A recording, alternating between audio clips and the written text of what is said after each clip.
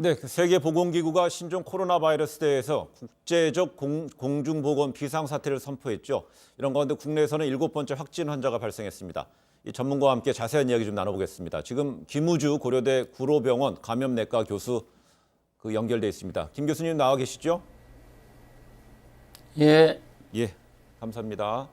예, 최근 11일간 국내에서 이 신종 코로나 바이러스 환자가 7명이 발생했죠. 이 확진자 급증 국면에 들어섰다 이렇게 좀 볼 수 있을까요? 예, 그동안은 입국자 중에서 공항에서 또는 잠복기 지나서 그 확진례가 있었는데 어제 이제 그 내국인에서 2차 감염자가 처음 발생했고 하루에 2명이 확진될 정도로 현재 이제 증가 추세에 있다고 보여져서 예. 지금이 상당히 그 방역에 있어서 큰 고비라고 생각합니다. 네, 어제는 2명의 확진자가 발생했는데 그 가운데 6번째 확진자는 국내에서 처음으로 2차 감염 사례로 이제 확정이 되지 않았습니까? 이거 어떤 의미로 봐야 될까요? 예, 그동안 그 입국자 확진자 외에 이제 내국인 2차 감염이 발생할 걸 우려했었고, 예. 실제 일본이나 독일 등에서 내국인 2차 감염자가 발생했고, 우리도 시간 문제라고 봤는데, 생각보다 어제 일찍이 내국인에서 2차 감염자가 발생해서 앞으로 추후 지역사회 감염 전파까지 좀 우려해야 되는 상황입니다. 네. 근데 앞서 우리 보건당국은 이 6번째 확진자를 이 밀접 접촉자가 아니라 일상 접촉자로 분류했었지 않습니까? 우선 이 분류, 밀접과 일상 네. 접촉자 어떻게 좀 나뉘는 겁니까? 지금 그 질병관리본부의 자세한 역학 조사 자료는 나오진 않았지만 예. 지금 질병관리본부의 발표에 의하면 그 접촉의 거리, 시간 얼마나 밀접하게 했느냐, 마스크나 이런 방어도구를 착용했느냐, 아니면 공기 순환이라든지 공간 배치 이런 걸 따라서 역학조사관이 일상 접촉과 밀접 접촉을 구분하는 것으로 알고 있습니다. 근데 좀 여기서 이제 궁금한 거는요. 6번째 확진자는 3번째 확진자와 2시간 가까이 식사를 한 것으로 드러나지 않았습니까? 이 함께 식사하는 것만으로도 이번 신종 코로나 바이러스 감염 이렇게 쉽게 될 수 있다고 봐야 되나요? 예, 어제 그 3번째 환자, 6번째 환자가 식당에서 한 1시간 반 정도 2m 이내에서 식사를 하면서 한 것은 사실 밀접 접촉으로 봐야 되고, 예. 밀접 접촉자로 분류해서 사실 자가격리는 최소한 했어야 되는데 예. 어떤 연유에서인지 그 일상 접촉으로 해서 능동 감시를 했다는 부분이 이 방역에 있어서 어떤 틈을 보이지 않았나 해서 좀 우려가 되는 부분입니다.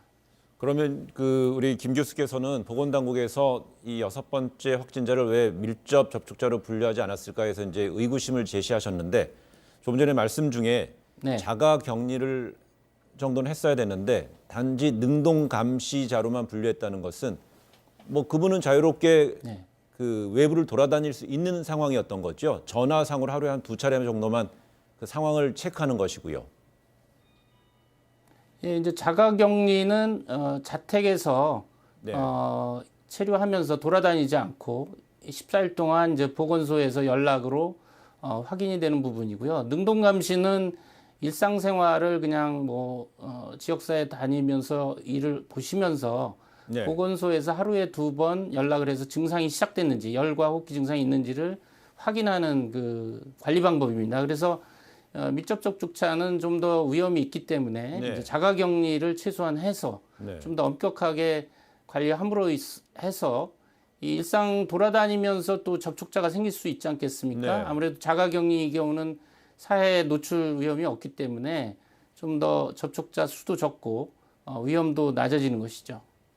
네, 그렇다면은 그동안에는 첫 번째부터 4번째 환자까지요. 그 세부 동선이 확인이 됐고 이제 어제부터 확진된 5번째, 6번째, 7번째에 대한 구체적인 동선을 우리 보건당국이 발표를 할 텐데요. 그럼 이들에 대해서는 좀 밀접 접촉자하고 일상 접촉자를 이번 6번째 환자 그 경우에서 비춰봐서 좀 더 촘촘하게 들여다볼 필요가 있지 않을까요? 그러니까 지금 전파력에 대해서 이제 많은 논란은 있는데 예. 적어도 신종 코로나 바이러스는 사스급이고 그보다 더 빠를 것이다라는 점을 감안하면 밀접 접촉자나 일상 접촉자에 있어서 좀 더 폭을 넓혀서 예. 좀 인력이나 여러 가지 일에 어려움은 있지만 접촉자의 범위를 넓혀서 엄격하게 관리하는 것이 필요하다고 봅니다. 네, 그렇다면 현재 보건당국은 현재까지 확진 환자 4명의 접촉자 총 387명에 대한 이제 모니터링을 진행 중이지 않습니까?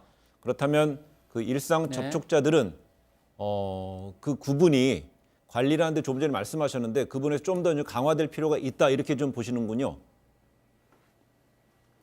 우선은 지금 밀접 접촉의 판단을 역학조사관이 상황 판단을 많이 해서 하고는 있는데 예. 좀 더 범위를 넓혀서 포괄적으로 할 필요가 있는데 그건 눈높이를 좀 동일하게 맞춰야 되고 현장에 적용할 때 좀 더 사실은 이 감염 전파가 2m 이내 호흡기 비말뿐만 아니라 악수를 통해서 직접 접촉도 있고 간접으로 탁자 오염을 해서 어느 정도 시차를 두고 감염될 수 있기 때문에 예. 사실 2m 이내만 고집해서는 안 된다는 거죠. 그 CCTV 상황을 봐서 밀접 접촉자의 범위를 좀 넓혀서 좀 자가격리를 좀 가급적 많이 해야 되는데 왜 그러냐면은 네. 지금 환자가 느는 상황에서는 확진 환자가 늘고 확진 환자가 접촉자 중에서 일상 돌아다니면서 능동감시 중에서 환자가 된다면 또 접촉자는 또 늘거든요. 기하급수적으로 느는데 현재 300여 명이 더 기하급수로 느는 경우는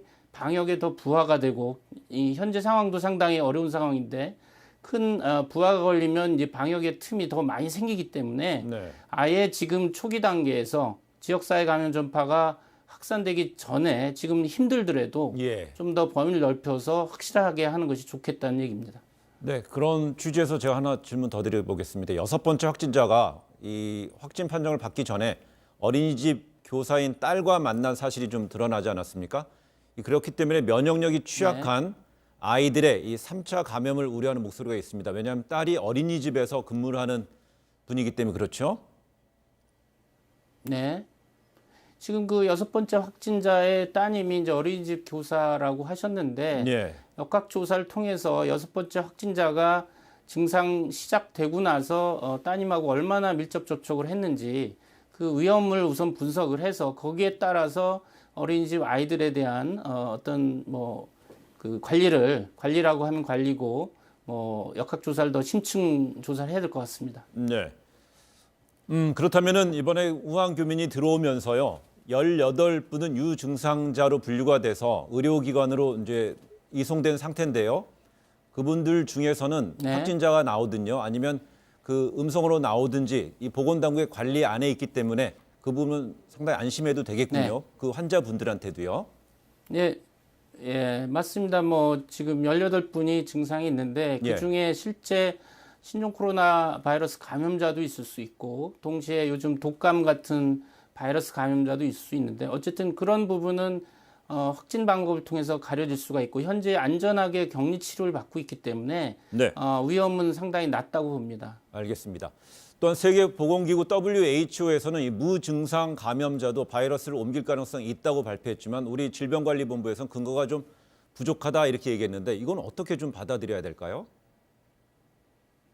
사실 잠복기에 감염력이 있다는 것은 중국 보건부 장관이 먼저 언급을 했고 예. 세계보건기구 대변인이 다시 확인을 해서 상당히 큰 반향을 일으키고 있는데 중국 보건부 장관과 WHO 대변이라는 무게감이 있기 때문에 완전히 근거가 없다고 할 수 없는 배제할 수 없는 상황이 돼버렸고 또 일부에서 무증상인 잠복기 상태에서 감염이 의심되는 사례들도 보고 있기 때문에 이제 예. 그렇다면은 우리가 방역 시스템이나 이런 데에서 폭을 더 넓혀야 되는 그런 숙제를 던지고 있다고 봅니다.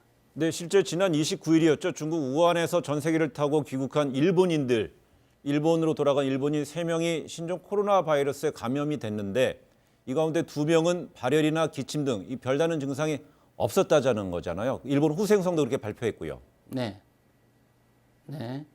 근데 그러니까 때문에 그 전에 중국 광동선에서 가족 간의 그 유행에 있어서 10살 어린이가 예. 증상은 없는데 양성례가 있었고요. 네. 오늘 우리 귀국한 뭐 국민 중에서도 검사를 해보면 네. 일본 사례와 같이 증상은 없지만 바이러스 양성 사례가 나올 수 있다고 봅니다. 예. 그래서 보니까 앞선 사례들을 봤을 때 이 무증상 잠복기에 이 전염이 이루어졌을 가능성이 제기되고 있는데 앞으로 그렇다면은 지역 사회 내에서요 합리적으로 저희가 한번 네. 우려를 한다든가 전망을 해봤을 때 전파 가능성 어느 정도로 전망하십니까? 우선은 뭐 증상이 있을 때보다 증상이 없는 잠복기 전파력은 현저히 낮을 것이긴 합니다만서도 현재 중국이나 WHO가 그 잠복기 어느 시기에 전파력이 있는지 그 기간은 얘기를 안 했습니다. 네. 그러니까 예를 들어서 증상 시작 이틀 전 잠복기 증상이 없을 때 전파력이 있다고 하면은 현재 방역 체계에 있어서 증상 시작부터 확진 격리 사이의 접촉자를 추적하고 있는데 증상 시작 이틀 전에 접촉자까지 조사해야 되는 좀 숙제를 더 던져주는 것이 되겠습니다. 네, 그렇다면은 현재까지는 이 발열, 기침 등 이 유증상자만 격리돼서 검사를 받았는데 이 무증상 전염 가능성이 나오면서 이 방역 체계를 지금 강화해야 된다 목소리도 나왔고 우리 김 교수께서도 거기에 대해서 강하게 좀 같은 입장을 내신 거죠? 네, 맞습니다. 예. 만약 뭐 환자가 폭발적으로 늘은 상황에서는 뭐 다른 전략이 필요할 수는 있겠지만 네. 지금은 초기이기 때문에 국내 지역사회에 발을 붙이지 못하게 하는 지역사회 감염 전파를 차단하는 강력한 지금 조치를 취해야지 더 큰 환자 발생이나 피해를 줄일 수 있다고 봅니다. 네. 그럼 이제 지금 우선 1차로 국내에 돌아온 우리 교민 이야기를 좀 해보겠습니다. 우한 교민들 앞으로 2주간의 격리 생활을 하게 되는데 그럼 2주 후에는 그럼 잠복기를 충분히 벗어난 2주 후에는 그럼 국가에서 어떻게 관리가 되는 겁니까? 관리를 하는 겁니까?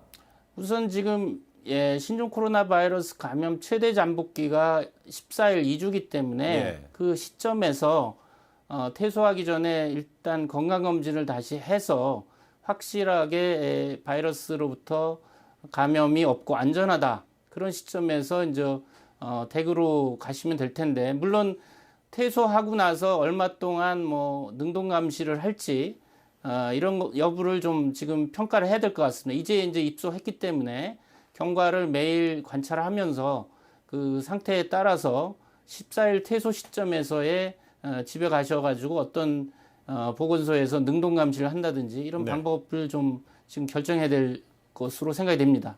네, 그렇다면 아산과 진천에서 교민들이 격리 생활을 하는 도중에 만약에 증상이 나타나게 된다면은 이 정부 당국에서 여기에 대한 대처법도 충분히 마련이 돼 있어야겠죠?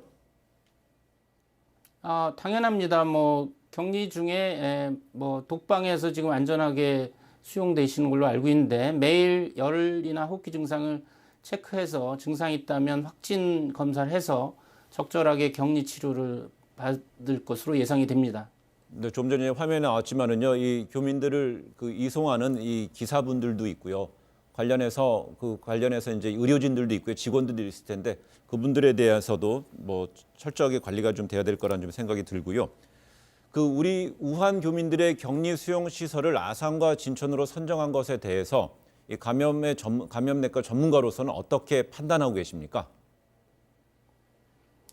물론 뭐 의학적으로는 안전하게 격리돼 있고 주민과 수백 미터 떨어져 있고 서로 만날 일은 없기 때문에 2주 동안 주민분들이 감염될 우려는 없다고 봅니다. 근데 사실은 그 지역 주민들이 의외로 이런 수용시설에 오시기 때문에 예. 사전에 충분히 좀 설명을 드려서 이해를 구하는 과정이 좀 필요했을 걸로 보고 예. 과거에도 뭐 사스나 신종플루 뭐 메르스 때도 이런 상황들이 항상 있어서 앞으로는 뭐 인천하고 서울 근교에 격리된 산속에 이런 시설을 미리 마련해 두는 것이 좋지 않겠느냐는 논의가 있었습니다. 근데 예. 이제 유행이 끝나고 나면 흐지부지가 돼서 이번에도 이제 이런 똑같은 어려움을 겪었는데 이번에 교훈을 새겨서 이거 끝나고 나서는 또 이런 거에 대한 격리 수용 시설을 안전한 곳에 인천공항과 서울 근교에 마련하는 것이 좀 낫지 않나 이런 생각을 해봅니다.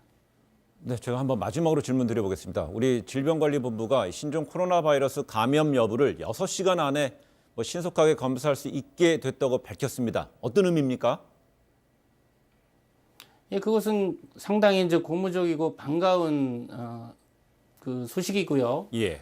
시급하게 그 확진 신속 검사법을 전국의 의료기관이나 선별진료소에 좀 빨리 키트를 배포해서 예. 의심되는 국민분들을 빨리빨리 확진이냐 아니냐를 가려주는 것이 굉장히 필요합니다. 그래서 좋은 소식인데 좀 신속하게 대량 생산해서 필요한 그 방역이나 뭐 진료부서에 배포하는 것이 지금 필요합니다. 예, 알겠습니다. 네, 지금까지 김우주 고려대 그 구로병영 감염내과 교수랑 연결해서 이야기 좀 들어봤습니다. 우리 김 교수님 오늘 귀한 시간 내주셔서 고맙습니다. 네, 감사합니다.